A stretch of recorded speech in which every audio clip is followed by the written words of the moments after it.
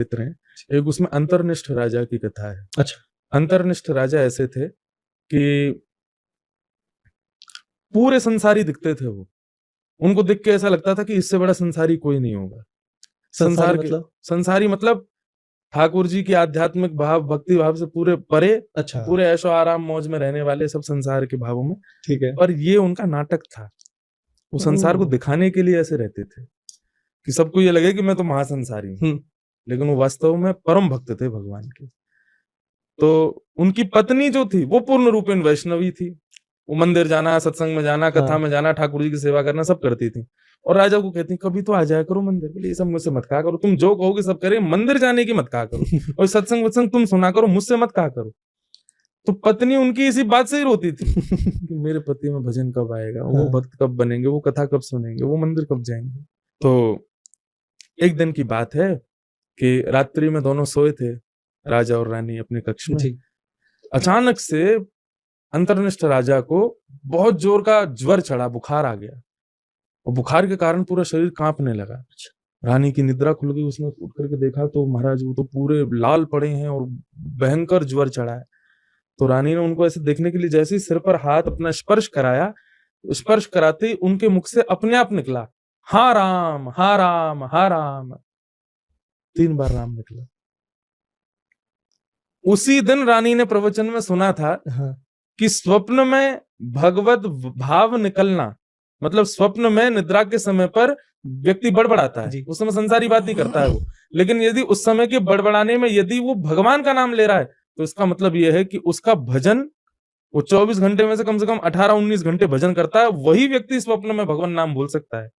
और ठाकुर जी उसके भजन से प्रसन्न है, वही व्यक्ति स्वप्न में भगवान का नाम बोल सकता है, नहीं तो स्वप्न में व्यक्ति कुछ भी बड़बड़ाता है। वही बात आज वो प्रवचन में सुन के आई थी, और आज देखा कि वो अंतर्निष्ठ राजा जो कभी मंदिर नहीं जाता, कभी कथा नहीं सुनता, वो हा राम हा राम हा राम। तो चिंतित हो गए, बोले ये क्या है, बोले तो कभी जाते नहीं और ये ऐसे कैसे कर रहे हैं। सुबह तो रानी ब्रह्म मुहूर्त में अपने गुरुदेव के पास गई, उन्होंने जाके पूरी बात बताई, बोले ऐसे ऐसे रात में हुआ। तब गुरुदेव ने कहा, बोले कि मैं दावे से पत्थर पर लिख के कह सकता हूँ, बोले राजा तुमसे छुपाते हैं कि वो भक्त नहीं, वो तो परम वैष्णव है, क्योंकि स्वप्न में नाम उत्पन्न होना ये साधारण बात नहीं। पत्नी ने तो ब्रह्म मुहूर्त में पूरा महल सजवा दिया, ढोल नगाड़े बजने लगे, सहनाइयां सारंगी सब बजने लगी। राजा की निद्रा खुली, बोले क्या हुआ, बाहर निकल के देखा तो उत्सव चल रहा था। रानी को पकड़ा, बोली सब क्या कर रही हो, बोले हमें सब पता चल गया, आपका राज, ये जो इतने छुपे रहते थे, आप अपने अंदर छुपा के रखते थे, कभी बताते नहीं थे, दिखाते नहीं थे कि आप भक्त हो। बोले मैं और भक्त दूर दूर तक कोई संबंध नहीं, मैं तो तुम्हारा ही मजाक उड़ाता रहता हूँ, मैं भक्त कहां से बनूंगा। तो रानी कहती है, बोले नहीं, रात्रि में मुझे पता चल। बोले कैसे, बोले आपको स्वप्न में जब आप सो रहे थे आपको ज्वर चढ़ा था, और मैंने जैसे स्पर्श किया आपने 3 बार कहा हा राम हा राम हा राम। ये बात सुनते ही राजा घबराए, पत्नी को लेकर कक्ष में गए, अंदर से कक्ष बंद करके और हाथ जोड़ के बैठ गए। बोले सच में मेरे मुख से राम नाम निकला था? बोले हाँ 3 बार निकला था। तो बोले देवी अब तुम पूरे राजपाट को संभाल लेना, क्योंकि मैंने जिस नाम को अपना प्राण मान करके छुपा के अंदर रखा था, मेरे प्राण ही उस नाम में है, राम में, वो मैंने छुपा के अपने अंदर रखे थे कि मैं कभी किसी को नहीं दिखाऊंगा। अब जब वो ही मेरे मुख से निकल गया, मतलब प्राण ही निकल गया, तो मैं जीवित कैसे रहूंगा।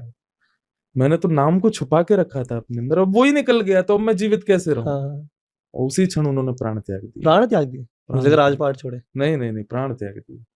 कि राम नाम को मैंने छुपा के अंदर रखा था, किसी को नहीं दिखाना था, मेरी भक्ति मेरे तक ही रहे, बस मैं छुपा छुपा रहूं, संसार को यही दिखे कि मैं महासंसारी हूं, ताकि मुझ में किसी की आसक्ति ना हो, मुझ में किसी का प्रेम ना हो जाए, सबको मैं यही दिखूं अरे ये तो ऐसा ही है संसारी। और आज जब मेरी पत्नी की आसक्ति मुझ में होती दिख रही है तो बोली किस लिए, क्योंकि राम नाम निकल गया, अब मैं जीवित नहीं रहूंगा, और उन्होंने प्राण त्याग दिया।